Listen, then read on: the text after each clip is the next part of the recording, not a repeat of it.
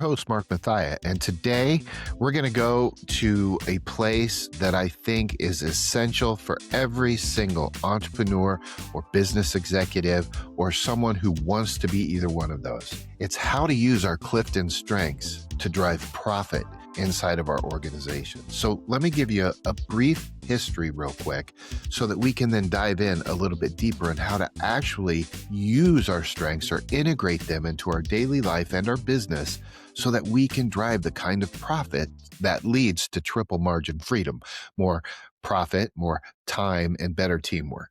It's all possible, by the way. So that's the good news. But before we go there, let me just tell you a story. You see, I was in 5th grade in Denver, Colorado, grew up in Arvada. I went to a little elementary school called Parr Elementary School. And I remember it like it was yesterday because this was a big deal in my life. I got called to the principal's office. Now, that wasn't a big deal. That happened often. But this time, as I was walking to the principal's office, my mom met me in the hallway. And I was like, what? What's my mom doing here? Anyway, we walked into the principal's office. And once we got situated in the office, it was my mom and myself representing the good guys. No, I'm just kidding. And then it was a few of my teachers and the administrator. And we had a really good heart-to-heart conversation. How noble of them to include me in that, right? And this was about my ability to learn the subjects in school. And at the time, I was struggling with math facts. I found it incredibly boring. But as they were telling my mom about me, they had compiled list after list of what I'm not. Like, he can't learn, he has a hard time focusing, sometimes he talks too much, all those things. By the way, all true. They're 100% right. And I remember the recommendation coming across from the administrator based on everything you've heard. We think we should place your son in the special education room. Now, I don't know if in the 1970s they had ADD, ADHD on the books, that kind of thing. There was no talk of any specific diagnosis, just you were a kid or you were special. And so to be put in a special room changed a lot of makeup. They went at recess at a different time. They played with a different peer group. They had different opportunities, still opportunities, but different opportunities. And the education was kind of a side education that kind of was supposed to be equal to, but it wasn't. It was a little bit less than it, whatever that student was at, hopefully so that they could get a vocation and job, that kind of thing. Well, here's the interesting thing. During that conversation, my mom stands up. Now, you got to understand, Bonnie had a 6th grade education at the time. She didn't get her GED till she was 40 because she wanted to beat me before I graduated high school. She stood up in that room. She looked at my teachers, the administrator, right in the eye. And she said, look, if you can't teach my son, you need to learn to teach. This isn't a discussion we're having about his ability. And something inside of me clicked when my mom did that for me. You see, what happened was I was exposed to my very first strengths coach, and my mom played that role for me my entire life. She has always been the one that championed me and saw what was right in me and helped me pull that out in education, in my relationships, in a lot of different ways. And so that was a pivotal moment and a moment that intrigued me about this concept of Clifton strengths. You know, when Don Clifton started building and making and mapping out the science behind Clifton strengths back in the 1950s at the University of Nebraska-Lincoln, he started asking different questions. And at the time, it was radical questions. He said, look, as psychologists, what if we stop fixating on what's wrong with people and start focusing on what's right? And so he took the science in reverse and started mapping talents, natural patterns of thinking and feeling and behaving that led to positive outcomes in people's life. He broke them down by strengths, themes, and then even domains. And the 4 domains are real simple. They're executing, they're influencing, they're relationship building, and they're strategic thinking. And then all 34 strengths started to roll up in there. And then he started to put a framework together that we know as Clifton Strength today and measure this. And here's why that's so important. While it might have had a humble beginning, he was the father of modern day strength-based psychology. And today, just the Clifton Strength tool, not to mention some of the other awesome strength tools like the VIA character assessment and some other strength tools out there. Over 36 million people have taken this. The data is rock solid. The science is rock solid. So we can count on this to be a leverage tool in our arsenal as we're building our business. And today, that's exactly what I want to show you to do, how to use your strengths, just like I've learned how to use my strengths to drive profit in my businesses and the organizations I serve as a leader. Sound fine? All right, well, let's get to it. The very first thing we need to understand is what is the Clifton Strengths. And you can go out and just search it. I use the Clifton Strength Finders because to me, it's the most accessible, cost-effective way to identify and put names to your unique talents. Now, we could do this without taking an assessment. We could do this by your loves and your lows, as Marcus Buckingham says. When you clue into the things you love, you tend to lose track of time. You get into the zone. You get into the flow state, which Eli McChesney High, I always say it that way. He really illustrated and taught us about. And that state of flow is exactly what we want to get to. And oftentimes to get there into that flow state, we have to use our natural patterns of thinking, feeling, behaving, or our strengths, our talents in action. And so this identifies us, it gives us names of them, and then we have to do the work. And so even though 36 million people have taken and engaged with the Clifton Strengths, I will tell you only a fraction of those are actually using it to drive successful business outcomes. And that's where in my coaching practice, it's completely different because we do use those to drive positive outcomes. Here's what I love about the science behind this. All of that science, all of that history, and it comes down to this. The Clifton Strengths Assessment will not tell you if you can do a job. It won't tell you if you're good at math or bad at math. It's not going to tell you if you're good at English or bad at English, or you should be doing a podcast or speaking on a stage. It won't. But it will tell you if you're going to do that, how to best do it by using your strengths. And so important is this science. Let me stress this, that you need to know that every single one of us is completely different. Do you know the likelihood of you having the same top 5 in the same order as me is 1 in 33 million? And if you extrapolate that number to our full 34 once measured, you would understand that your unique strength profile is unique to you as your fingerprint. So if you don't bring you, friends, it won't get brought. That's how valuable you are. And when you can recognize that, and when you can start playing like that, and then you integrate the knowledge of strengths into your business, then you are actually able to drive incredible profits to your bottom line. So let me give you a quick overhead. Here's my Clifton Strengths top 5. Strategic, maximizer, relator, activator, and positivity. Activator, by the way, is why I'm doing this podcast before I have it all put together, my whole platform and the whole thing. I just got to do it, right? Okay. So those are my top 5. And I just give you those because I want to give you an example of how I help people turn strengths to profit. Okay. The next thing I want to talk to you about is, why is this profit thing a big deal? Well, I just got to tell you, as a business coach, every time I go in there, one of the key factors in people's job satisfaction is, are they working in a profitable organization? Now, sometimes that profit is driven by the quality of clients that they have on board. That's important. But oftentimes it's driven by something different. It's driven by a ton of small decisions in key areas that can either elevate profit or cause that profit to decline. Things like turnover, leaks, all that kind of wasted time starts to amplify over time if you don't catch it. So when it comes to helping business owners, I typically begin looking in 12 key areas of how to drive profit. So if we boiled it all down to it, if you buy into the 80-20 principle, at 20% of our actions drive 80% of our success or our revenue. Okay. What the list I'm going to give you right now, it's that 20%. So I just want you to know that. Okay. Here it is. Do you own a market dominating position? Do you clarify what makes you stand out and own your market or your market niche? Okay. Lead generation, build consistent, high quality leads without heavy marketing routines, which is really hard. And trust me, I'm a coach trying to do that. It's not easy. Strategic alliances. How do you partner with other people and expand your reach and revenue through others? Digital marketing basics. Are there some basic things you should be doing to make sure that you have brand awareness? Do you have a compelling offer? Do you have a drip campaign set up? If you download my book, you're going to notice I have a drip campaign set up. How do you downsell?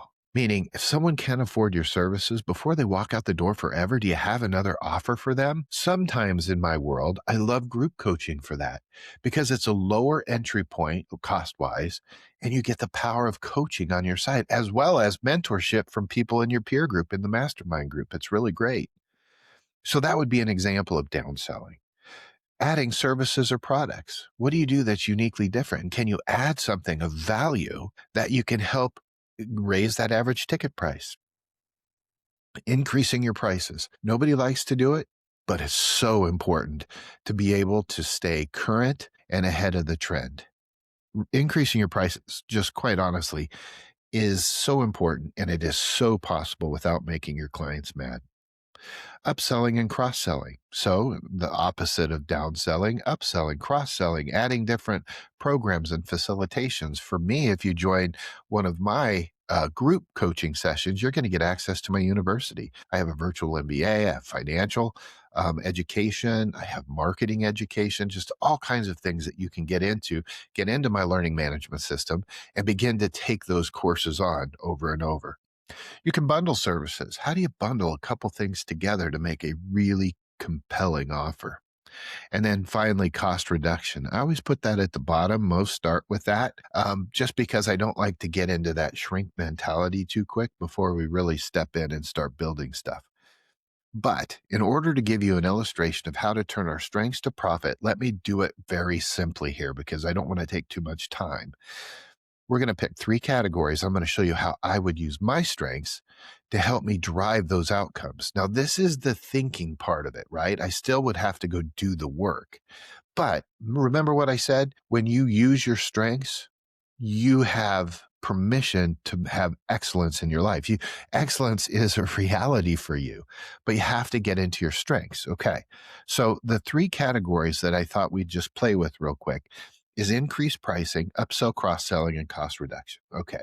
So let's say increased pricing. So as an entrepreneur, I understand that my pricing is a little bit less than where I want it to be. Maybe my accountant's telling me that boy, every time I book a client, my margin's going down. It was at 20%, 30%, and now it's at 10% or 9%, or maybe it's at 2%, or maybe you're like many of my friends in the auto dealership business who are at 1 or 2% net profit line. So this is a big deal. So increasing prices can have a huge impact on that.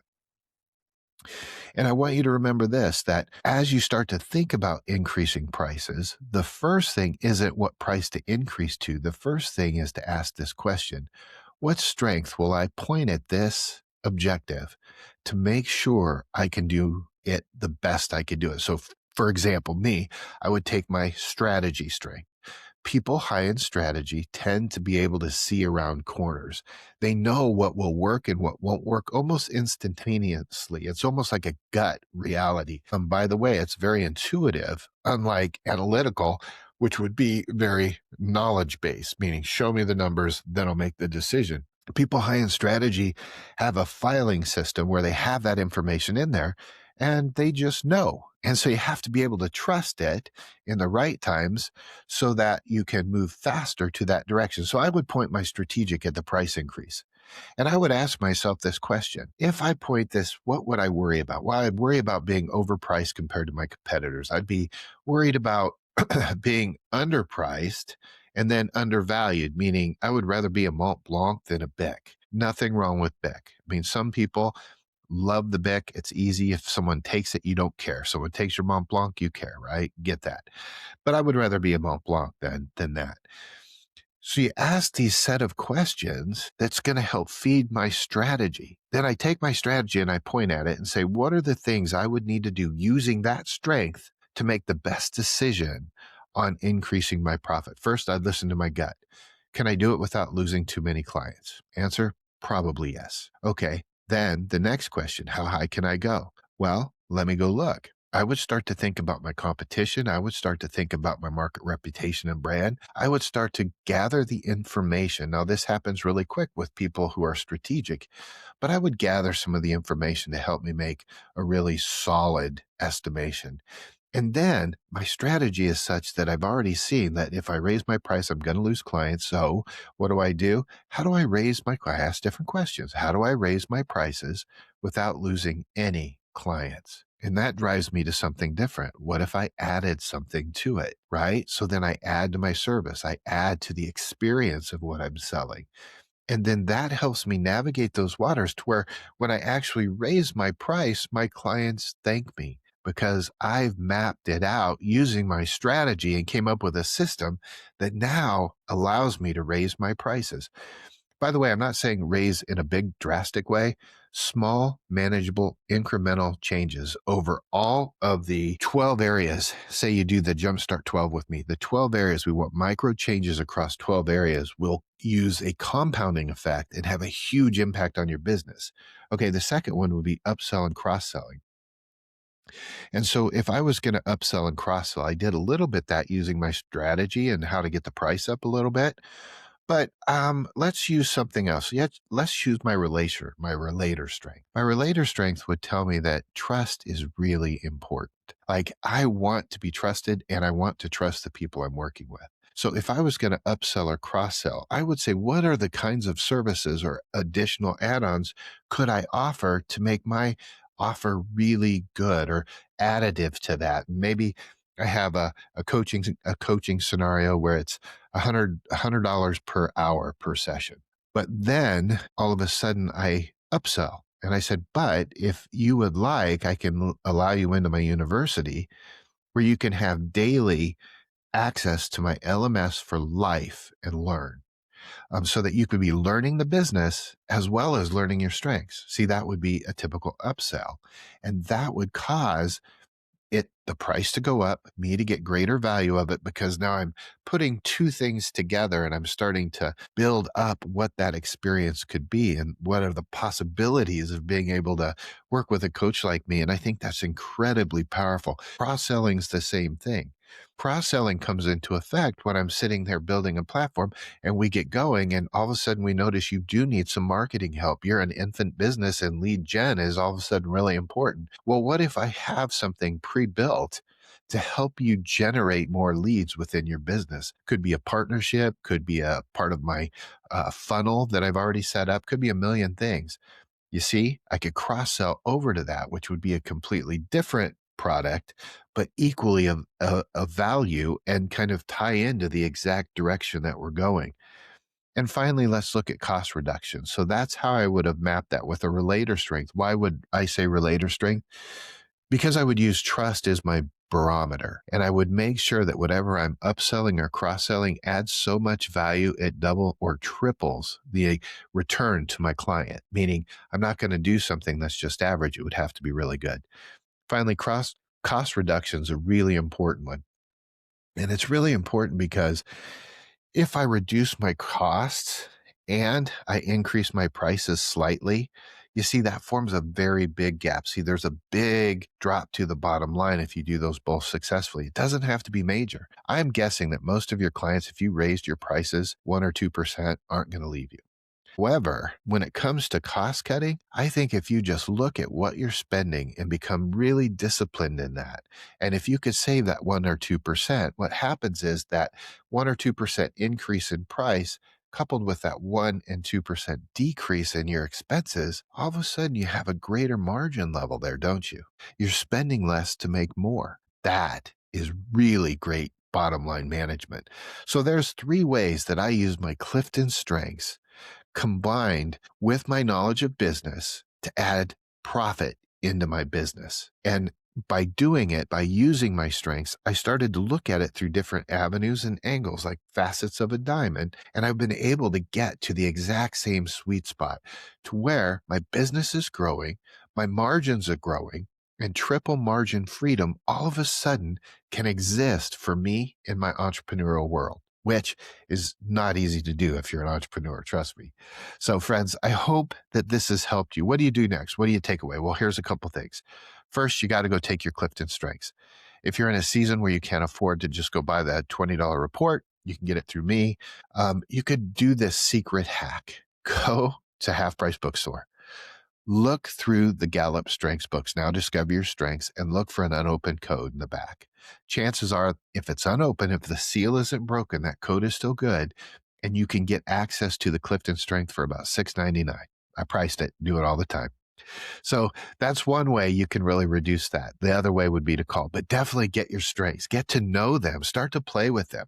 Once you get to know them, go through your top 5, highlight what matters most to you because you need to know how they show up in you. Because I said, everybody's different. Once you understand how they show up in you, and you kind of actualize them, then practice just like we did at pointing them towards profit. Practice pointing them towards things you need to do. If you need to make a sale, use a strength, go make the sale using that strength. If you want to build or foster a better relationship, use a combination of your strengths to go be a better friend to somebody and just track and see what it does. The more you do that, the more you get involved with it, the stronger and stronger they get. Your strengths are like a muscle. The more you exercise them, the stronger they get. Well, friends, this has been a fun episode. We talked about how to turn your strengths into profit. And now your job is to simply to take this information and integrate it into your life. Take the Clifton Strengths, get to know what they say about you, find out the ways they show up in you that you agree on, and then practice being very intentional in pointing them towards your business outcomes, how to make money, how to drive profit, how to build relationships. Trust me when I say, armed with that data, armed with that information, your quest for greater profits will almost feel effortless. Why? Because you're using your strengths. And when we engage with our strengths, anything, and I do mean this, anything is possible. So I hope you've enjoyed this episode of Essentially You. Thanks for joining me on this pioneering new technology and new setup. Stay tuned for interviews coming your way with some of the top entrepreneurs in my network. We'll talk about things like this and so much more, all designed to add value to you, to your business, and to the people you care about. Okay, until we talk again, don't forget, elevate your moments, and thanks for being part of the Essentially You family.